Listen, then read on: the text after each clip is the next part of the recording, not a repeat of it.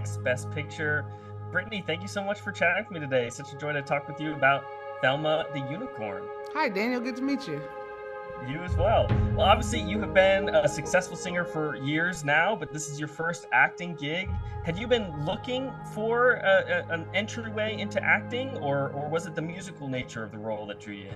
This is something that came across my desk organically. Like I was, by desk, I mean stage. I was performing, and Jared came to the show and he said, you know, I have this role in mind for you to voice it and to sing.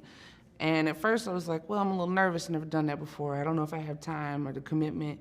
But then he handed me the book, Thelma the Unicorn, and I read it, and I did not expect to have such an emotional response to it. And it was that emotion that made me want to do the project. And I just told myself, you know, where there's a will, there's a way. And through Lynn and everybody's guidance, I found the confidence to do the role. Well, since it is your first role, what was the most helpful piece of direction you received that really helped you kind of hone in on your performance of Thelma? It's really simple. Jared and Lynn just told me, how would you say this? Do it how you normally would, you know? And that actually helped. You know, it was like the quickest acting classes you'd ever go to. That's great. Straight to the point. Straight right? to the point, yeah. It helped. That's awesome. Well, the songs in Thelma the Unicorn are really wonderful as well. And I know it's one thing to sign on to a script that you like or liking the book, but I know as a singer, you need to have confidence in the music as well. How involved were you in developing the music, and what did that process look like for you? You know, there were lots of great writers working on this film. I also worked with Mike Elizondo. It was like super, super fun. There were a lot of times when I was helping to write on a song that I wasn't so sure how we were going to complete it in that day. And the cool thing is like getting to work with someone like Mike Elizondo. He's just like an incredibly positive character that's gonna get it done. And he just instilled in me this confidence in myself. And he's like, you know, he was just like, oh yeah, here, rewrite these real quick. And to me, I'm like, oh no. Because as a normally how I work is I take all the time in the world. I really get to select what I want to say. But this is like, we need it done now. And I found out that I could do that. I didn't know I could do that. And there's a lot of that, finding out that I can do this, that happened on this whole project. Well, yeah, Thelma is such a powerful story. It says so much about fame and desiring stardom and things of that nature, especially as someone is rising in their career, as she's rising as a singer. Did you see any parallels to your own career in that kind of rise? Well, I feel like our stories kind of diverged there. I was always able to stay true to myself and what I really wanted to do. But I will say, in the beginning, when Thelma was working, you know, like a job hauling manure, and I was doing a job delivering the mail, and we both wanted the world to hear our music and to hear our voice and to hear what we had to say, but we didn't know how it was going to happen. I mean, I definitely see myself in that character. That's so good.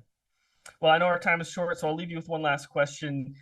Now that you've gotten a taste for acting, is there more in the pipeline? Do you think you'll take a live action role anytime in the future? You know, I always follow my own creative curiosity, and I feel like if I'm moved by something else that I come across, I'll attempt it. I'll try it. That's awesome. That's awesome. Well, whatever's next, can't wait to see it. And I appreciate your time. Thank you so much. Thanks so much. All right. Hello, this is Daniel Howat for Next Best Picture. Will, man, what a pleasure to speak with you. You're one of my all-time favorites. So I really appreciate you. Appreciate you taking the time today. Thank you very much. Thanks for talking to us about Thelma. Absolutely. Yeah, I'm excited to hear more about it. Thelma the Unicorn is full of glitter and craziness, but with your character Otis, you're playing a bit of the straight man here. You're kind of keeping a level head as Thelma is getting a little bit out of control. And I feel like typically those roles I are know, reversed something for you. new, right? I'm a normal person. Right. You know, maybe an animal, but still a normal person. Yes. Yes. Do you like that change of pace, kind of switching up from your typical role? Oh yeah, it is so fun to play a role like this. I mean, look, Jared and Jerusha, who wrote the script, and Jared directed it with Lynn. It was the second he sent it to me, I just loved the script, and and you just want to be a part of it however you can help it. I mean, Jared is a longtime friend, so I'll do whatever he wants me to do, and it's just an honor to be a part of this thing. It just is a delightful, sweet, and bonkers movie. There are so many little quirky things that make me laugh so much. I mean, it's just a really good message too. Um, so I just love it. I've got these young kids now, so it was really fun to get to watch it with them. Yeah, it is. It's so much fun, and like you said, it has a great message and has so much to say about how people change themselves for fame or desire fame, and how that fame can change people. Did you experience anything like that in your own career as you were coming up or getting started? How people wanted to change you, or how people around you changed? Anything like that? I mean, yeah, I guess everybody, as you're coming up trying to be an actor, yeah, it's hard not to think about, oh, what image you're putting out there. It's like we had this premiere for this Bodkin show that I got to do a while ago, and and I thought about, like, oh, what am I gonna wear? It's just, you're always thinking about it. It's like, what, but, I am not normally worried about my outfit that I'm wearing from day to day, but I don't know. It's so but that's kind of a low level version of that. Um, but there are people who are dealing with much larger scale versions of that, like changing their whole personalities around, or to trying too hard to portray themselves as something that they're not. Um, and for some people it's worth it, but I really, I've just always kind of, um just followed my heart and tried to stay true to myself. I don't know. I Yeah, don't know if yeah. I that's was wondering for you, like, what I've always loved about your career is how you've embraced your own style, instead of trying to conform to a certain type of career or something like that, or a certain type of persona. I was curious if in your early days at SNL, people tried to mold you into you should be like this person or do something like this, and how you maybe approach that, because I know that happens in Thelma. She's kind of pushed in one way or the other. So I was curious if that happened to you.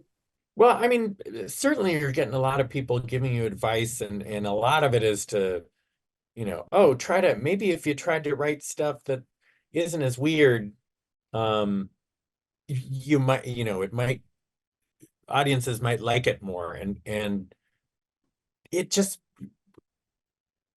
the stuff I really like, the stuff that is closest to my heart, is just the more weird, absurd stuff. And a lesson I learned when we made MacGruber, we made it, we got to make it exactly how we wanted to, and it bombed super hard at the box office. And I had I'm no stranger to bombing at the box office. So I had done it once before and kind of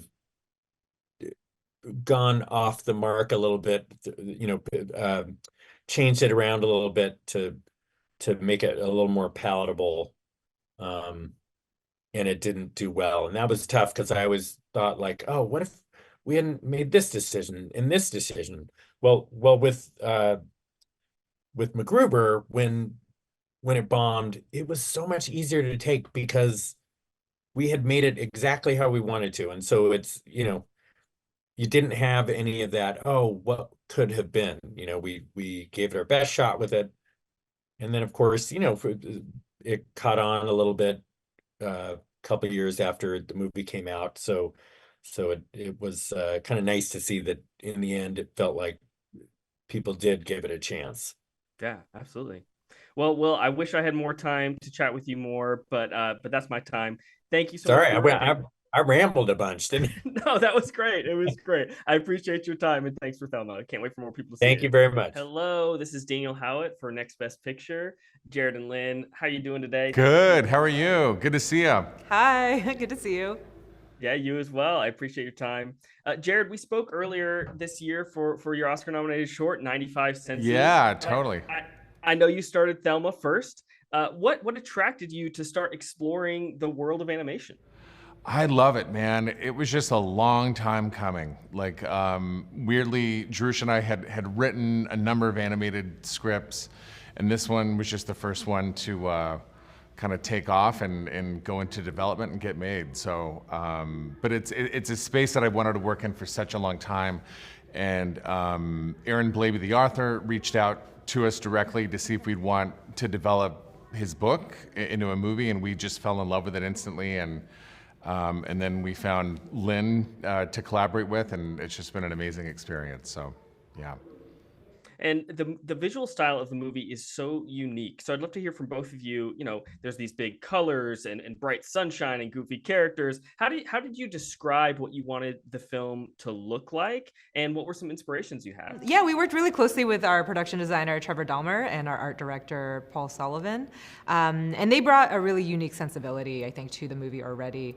And, you know, with a pink unicorn, with a lot of blue skies, you know, we wanted to make sure that those things, the bright colors were shining through, but making sure that it had a level of sophistication to it and a bit of, we worked really hard with and close with them about stage lighting. I think that was a really big thing, and making sure it really felt like whenever Thelma was on stage to really feel like it was a rock concert. So anything like that, you know, we wanted to make sure everything felt, lighting was really grounded, the textures and like their fur and the teeth felt like you could really feel them through the screen. And we wanted to also at the same time just making sure that all of the unique quirkiness of every character really stuck out, and we really celebrated that. So there was a lot that we really honed in on that all ultimately culminated in the look of the film. And I know the project has been in the works for quite a while. It was first announced back in 2019. And I know, especially in animation, projects can look wildly different from when they're first started to when they're finished. For both of you, how much did Thelma the Unicorn change throughout, you know, your involvement from when you started to now? Yeah, you know, I mean, I think we came to the table with a lot of really clear ideas of how we wanted things to look and character design. We took a lot of our cues from Aaron Blabey's book. I mean, his book is just populated with all kind of interesting oddballs that you know, we wanted to keep that spirit alive as we made the film. But, you know, we spent a lot of time figuring out how we were going to make Thelma look. I think her design was really critical for us. And when we cast Brittany Howard to voice Thelma, just everything changed for us. Like we really took so many cues from her. Like she, you know, influenced and affected every aspect of the design. And, you know, we wanted her personality, her voice to be able to shine through this small, you know, pony, this farm pony, and make her instantly lovable. And so that was, I think, the thing that we spent the most time with. Yeah, definitely. Yeah, I think there's stuff that we carried over from Aaron Blabey's book, like the fact that she's short, you know, the fact that she's this really cute little short pony. I think that was the biggest thing that we kept from the book. And plus those big, cute eyes. Totally. Really, really cute. But we wanted to make sure she was just as iconic, translating her to the film. Well, our time is short. I'll leave you with one last question. Jared, correct me if I'm wrong. I believe this was your first time reuniting with Shondrella Avery since Napoleon Dynamite. Yes. And of course, John Heder's in the film. As up and down as this industry can be, what's it like to continue to work with some of the same people over the last, 20 years? It's so fun to be able to work with friends, and Shondrella has been a big, important part of our lives, and it was so fun to be able to cast her in the film. She blew us away. She steals all of the scenes that she's in, and it's so much fun to be able to work with people again that you haven't seen, in a long time. So, so many of the people in the film are people that, I've worked with previously, and it was great to be able to reunite. Awesome. Well, Jared and Lynn, thank you so much for your time, and thank you for the film. Can't wait for more people to see it. Yeah, Thank thank you. you.